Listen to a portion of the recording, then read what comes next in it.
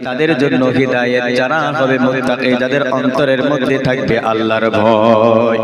প্রিয় ভাইরা আমার, এই আল্লাহর ভয়টা কেমন? সামনে মাহে রমজান, রমজানে মানুষ রোজা রাখে আল্লাহর জন্য নাকি বান্দার জন্য? কথা বলে, কার জন্য? আল্লাহর জন্য। আল্লাহ রাব্বুল আলামিন বলছেন, আস-সাওমু লি ওয়া আনা আজজি বি। রমজানের রোজা, এই রোজাটা বান্দা দুনিয়ার কোন মানুষের জন্য রাখে না, শুধুমাত্র রাখে তার রবের জন্য। এই জন্য তার রব রোজাদার ব্যক্তিদেরকে এই রোজার যত ফজিলত আছে, যত পুরস্কার আছে, সব কিছু নিজ হাতে যিনি দিবেন, বলুন তো তিনি কে? আল্লাহ তাআলা বলেন, বান্দা যদি ৫ ওয়াক্ত নামাজ পড়ে, যাকাত দেয়, হজ করে, দান করে, অন্যান্য যত ইবাদত আছে, বন্দেগী আছে, ওই ইবাদত বন্দেগীটা মানব দেখানোর জন্য হতে পারে। কিন্তু আল্লাহ তাআলা বলেন, মাহে রমজানে রোজাটা বান্দা কখনো বান্দার দেখানোর জন্য করতে পারে? যদি পারত, তাহলে দেখবেন যে যখন রোজার একটা শেষ সময় আসে, ইফতারির শেষ সময় যখন আসে, আগ মুহূর্ত যখন আসে, তখন দেখবেন এতটাই কষ্ট হয়, মনে হয় যে এক ফোঁটা পানি যদি অন্তত গলা ভিজাতে পারতাম তাহলে কতই না ভালো হতো, মনে হয় কি হয় না? আচ্ছা বলেন তো, তারপরেও এই রোজাদার ব্যক্তিরা কি রোজা ভাঙে? তারপরেও দেখবেন হাজার কষ্ট হলেও অনেক সময় মনে করে একটু ঘুমায় থাকি, তাহলে মনে হয় কষ্টটা হবে না, তারপর রোজা ভাঙা যাবে না। আমি যদি এক ফোঁটা পানি যদি আমার দেহের মধ্যে ঢোকাই, তাহলে কেউ না দেখে, দেখে আমার আল্লাহ।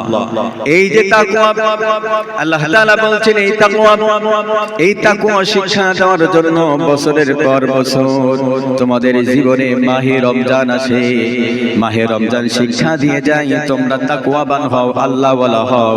কিন্তু মাহে রমজান চলে যায়, আবার মাহে রমজান আসে, কিন্তু মাহে রমজান চলে যায়, কিন্তু আমাদের তাকওয়ার কোনো উন্নতি হয় না। কথা বলেন ঠিক না বেঠিক?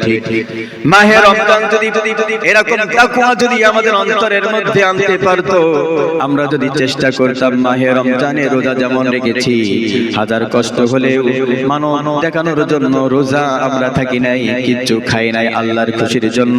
বান্দা যদি মনে করতো যে আজকের এইখানে যদি আমি সুদ খাই, ঘুষ খাই, জেনা করি, ব্যভিচার করি, অন্যায় অশ্লীল কোন কাজ যদি আমি করি, তাহলে পৃথিবীর কোন মানুষ দেখে না, কিন্তু আমার আল্লাহ রাব্বুল আলামিন দেখে কি দেখে না?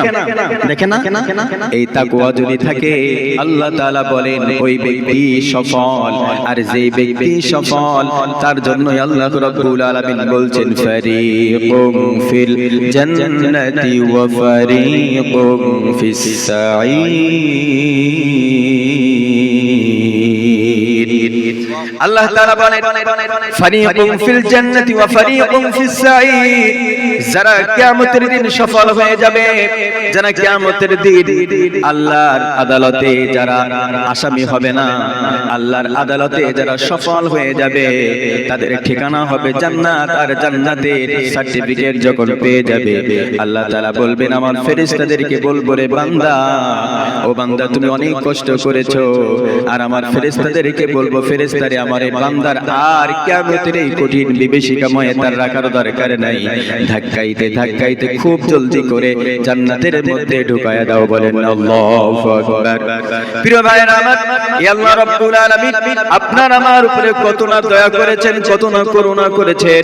ও বান্দা, যদি তুমি একটুখানি ভাবো, তোমার ৩.৫ হাত বডির মধ্যে বর্তমান বিজ্ঞান গবেষণা করে দেখেছে, একটা মানুষের বডির মধ্যে ১ কোটি ২ কোটি টাকার সম্পদ নয়, ৩.৫ কোটি টাকার উপরের সম্পদ যিনি দিয়েছেন, চিল্লাই বলতে হবে মুসলমান তিনি কে?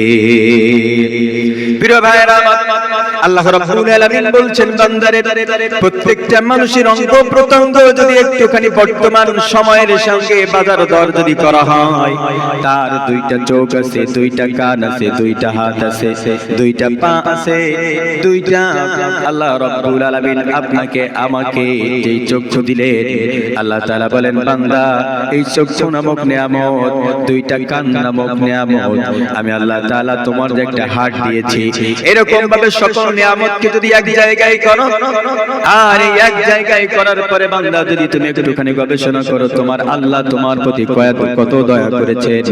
আল্লাহ যদি তোমার না চাইতে যদি এইগুলা না দিতেন, কিনে কিনে যদি প্রত্যেকটা জায়গায় বডিতে ফিট করা লাগতো, বলেন তো পৃথিবীতে আমাদের মধ্যে কার সম্ভব ছিল প্রত্যেকটা জিনিস কিনে কিনে সেট করা?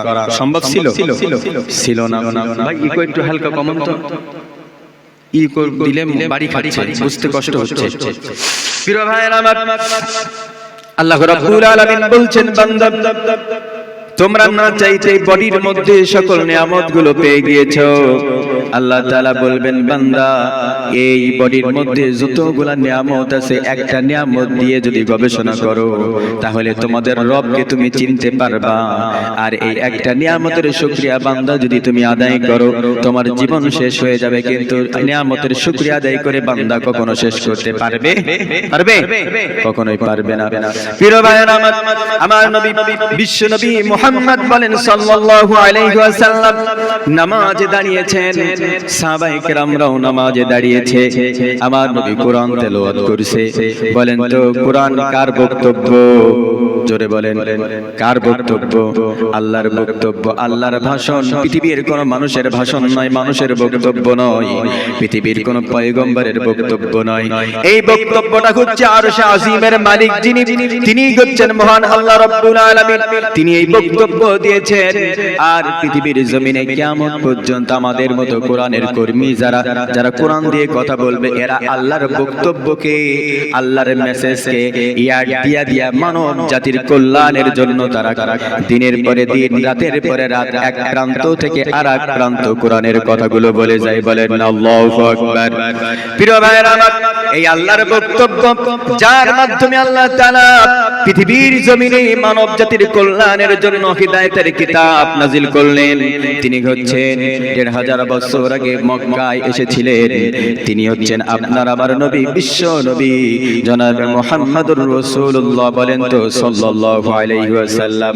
এই রাসূলের ভালোবাসা অন্তরের মধ্যে যার থাকবে না, কিয়ামতের দিন হাসরের ময়দানে আমার নবীর সুপারিশ কি তার কপালে জুটবে? রাসূলের সীমাহীন ভালোবাসা ছাড়া ঈমানের এতটুকু